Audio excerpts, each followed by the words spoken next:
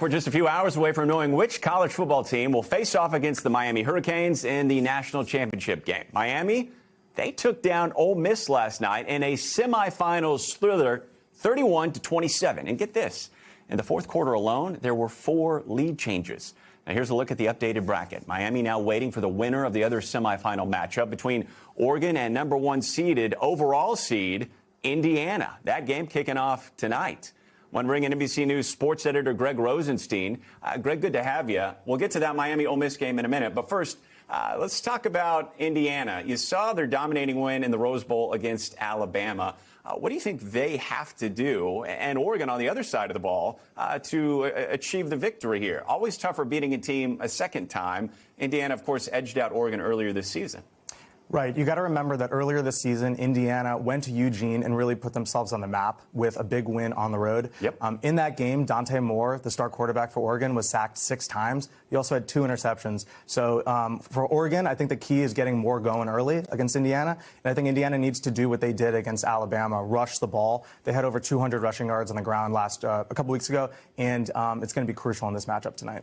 I'm curious, going into, or looking back at last night's game, you have the Miami Hurricanes, almost a bubble team coming into the playoffs here, and then Ole Miss, who lost their head coach to LSU, doing quite well in the playoffs so far, comes down to the wire. Break down the game for us. Yeah, the game was incredible, especially the fourth quarter. You got to give credit to Ole Miss because they had a lot of disarray towards the end of the year. They lost their head coach, as you said, and they had to fill in the coaching staff with a bunch of different guys that weren't there before. So, Miami really controlled possession. They had the ball for 41 minutes, and you got to give a lot of credit to Carson Beck, Miami's quarterback. He played at Georgia before this. He had a lot of winning seasons there. And so he's actually in his 7th season. So he's been around for a while. He's been part of big games. Yeah, he's experienced. And he had some big moments last night, including the game-winning rushing touchdown. One of the things so interesting to me here, Greg, is the fact that the destination for the national championship game predetermined. Now we have Hurricanes advancing here. The Natty going to be played in Miami. You have to think on some level, Hurricanes going to feel awfully familiar playing a big game in their backyard.